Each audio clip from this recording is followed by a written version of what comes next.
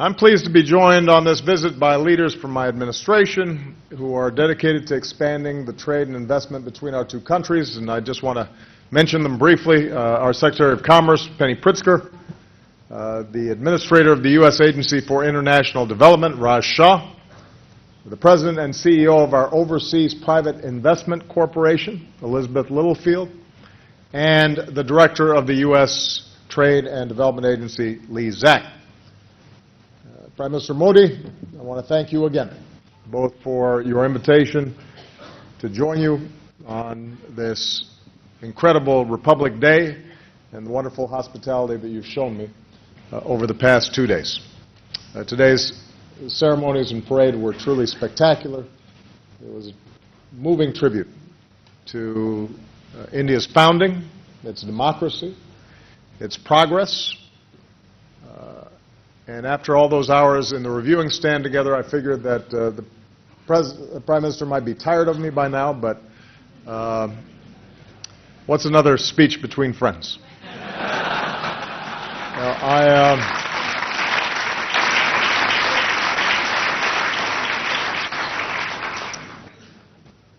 I will not, by the way, ride a motorcycle today after watching those incredible acrobats. As I said yesterday, even as this visit is rich with symbolism, it's also a visit of great substance. We're advancing the vision that I laid out on my last visit. India and the United States as true global partners. And a core element of this vision is greater trade, investment, and economic partnership. Our two business communities, all of you, have been some of the strongest champions for a closer relationship, and I want to thank you for your commitment. You understand better than anybody that in our globalized world, the fortunes of the United States and the fortunes of India are inextricably linked. We can grow and we can prosper together and establish a set of global norms in terms of how business is done that will benefit not just our two countries, but people around the world. And when I spoke to you on my last visit, I pledged to broaden and deepen our economic ties, and that's what we've done. In the last few years, we've increased trade between our countries by some 60%. Today, it's nearly $100 billion a year, which is a record high.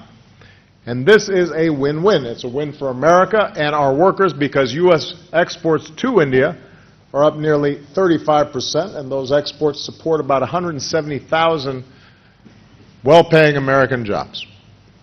At the same time, Indian investment in our country is growing as well. And those Indian investments are supporting jobs across America. You've got high-tech jobs in upstate New York, manufacturing jobs in North Carolina, engineering jobs in places like Michigan and Ohio. And our growing trade is a win for India because increased U.S. exports and investment here mean more American-made planes flying passengers on India's airlines all over the world, more American-made turbines generating the energy India needs to continue with its growth, more American-made machinery upgrading India's infrastructure.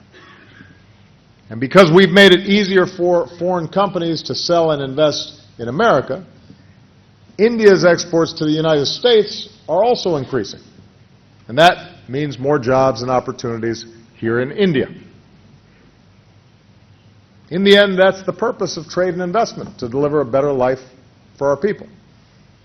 And both Indian and American workers are and can benefit even more in the future from close ties between our two countries. So we're moving in the right direction.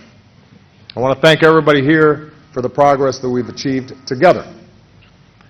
Now, that said, we all know that the U.S.-India economic relationship is also defined by so much untapped potential. Of all America's imports from the world, about 2% come from India. Of all of America's exports to the world, just over 1% go to India. 1%. To over 1 billion people. We do about $100 billion a year in trade with India, which is a great improvement since I took office, but we do about $560 billion a year with China. And that gives you some sense of the potential both for the kind of growth that India might unleash and the potential for greater trade between our two countries. So I think everybody here will agree. We've got to do better. I know Prime Minister Modi agrees, and he just shared his expansive vision on this issue with you. As we announced yesterday, we've taken a number of concrete steps forward on this visit. New breakthroughs will help us overcome some key issues and move us toward fully implementing our civil nuclear agreement. We've taken another big step forward in our defense cooperation with a new technology and trade initiative so that Indian and American companies can jointly develop and produce new defense technologies. We've agreed to resume discussions that would move us toward a bilateral investment treaty that would facilitate Indian businesses making more investments in the United States and U.S. businesses making more investments here in India. And we've agreed to step up our efforts with a new high-level U.S.-India strategic and commercial dialogue to make sure we're taking concrete steps that build on our progress so that when two leaders share a vision and make agreements, we know that our agencies, our bureaucracies, will follow through aggressively, and we can hold them accountable. And President Modi, Prime Minister Modi, I want to thank you for your personal commitment to helping us advance all of these efforts. Today, I'm proud to announce additional steps, a series of U.S. initiatives that will generate more than $4 billion in trade and investment with India and support thousands of jobs in both of our countries. Specifically, over the next 2 years, our Export-Import Bank will commit up to $1 billion in financing to support Made in America exports to India. And OPIC will support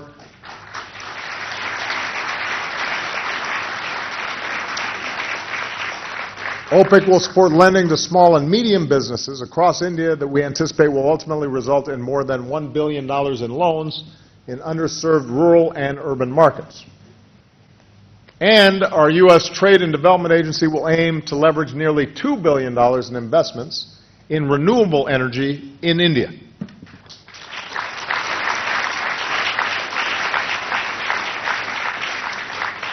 So we're moving forward. There's new momentum, there's new energy, new hope that we can finally begin to realize the full potential of our economic relationship. And I want to close by suggesting several specific areas where we need to focus. First, we have to keep working to make it easier to do business together in both our countries. For the past 2 years, business leaders like you have voted America as the best place in the world to invest. I'm pretty happy about that. And we're going to keep working through what we've called Select USA, an initiative to cut red tape, streamline regulations, so that even more companies like yours from India and around the world come and set up shop in America. Now here in India, as the Prime Minister just discussed, there's still too many barriers, hoops to jump through, bureaucratic restrictions that make it hard to start a business or to export, to import, to close a deal, deliver on a deal.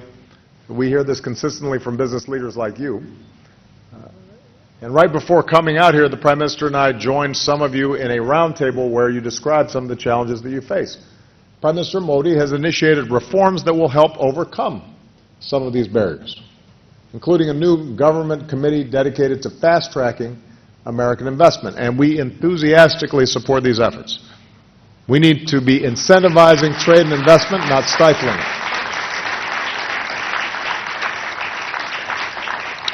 We need to be fostering a business environment that's more transparent and more consistent and more predictable. In knowledge-based economies, entrepreneurs and innovators need to feel confident that their hard work and, in particular, their intellectual property will be protected. Second, we can work together to develop new technologies that help India leap forward. And I know I speak for the American companies represented here when they say they're ready to partner with Indian firms to build next-generation trains that run on cleaner energy and to lay the new railways India needs for the future. They're ready to help upgrade roads and ports and airports to make it easier for Indians to connect with each other and with the world. They're ready to install broadband connections to give communities reliable access to the Internet and to help build the smart cities that Prime Minister Modi has called for. And on this visit, we've paved the way to mobilize American expertise and investment in 3 of these cities. And we'll send 2 trade missions to India this year, focused specifically on upgrading India's infrastructure. And finally, and I know this is something that is of great concern to Prime Minister Modi, and it's of great concern to me in the United States, we need to make sure that economic growth in both our countries is inclusive and sustained. India's astonishing growth in recent decades has lifted countless millions out of poverty and created one of the world's largest middle classes. There's an important lesson in that. Growth cannot just be measured by the aggregate. It can't just be measured by GDP. It can't just be measured by the bottom line on a balance sheet. Growth in the end has to make people's lives better in real, tangible, and lasting ways. Prime Minister Modi has laid out an ambitious vision for the future that lifts up India and its people. And I know that the Prime Minister has even taken to sweeping the street himself. And the CEOs are following his lead.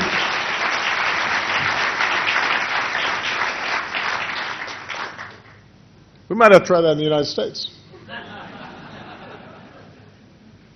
The United States is ready to work with you to help every home and business in India have reliable access to electricity, so more families can share in India's progress. And as we announced yesterday, we want to support India's goal of expanding solar energy, help improve air quality in India's cities, and expand access to clean water. There's good business sense, by the way, in being environmentally sound. And one of the great potentials for India and one of the necessities for the world is that we find ways to lift people out of poverty and provide them power in ways that are sustainable and allow you to leapfrog over some of the dirty development strategies of the past directly into the clean strategies of the future. As you work to give every Indian household a bank account, American companies are ready to help to make sure these accounts can help Indians in their day-to-day lives by digitalizing retail transactions. As we grow, we have to do it responsibly and stay true to our values and uphold basic standards and rule of law. We have to keep striving to protect the rights of our workers, to make sure that our supply chains are sourced responsibly. Today, I'm also proud to announce a new public-private partnership to help millions of proud Indian Americans directly invest in India's future. Our new Indian Diaspora Investment Initiative will allow folks back home to generate a new stream of financing for Indian businesses that are investing in non-traditional and too often overlooked markets, whether it's providing health care to rural communities or improving water and sanitation, to opening up some of those new bank accounts. And this can be another spark in India's economic engine. I know from talking with so many Indian Americans that they are very excited about this opportunity. They're ready to do even more to help unleash India's success. And it's just one more example of how much we can achieve, how much more good we can do if we keep working together as governments and as business and as citizens. Let's make it possible for a young woman in a rural village to start a business with a partner in America that will change both their lives. Let's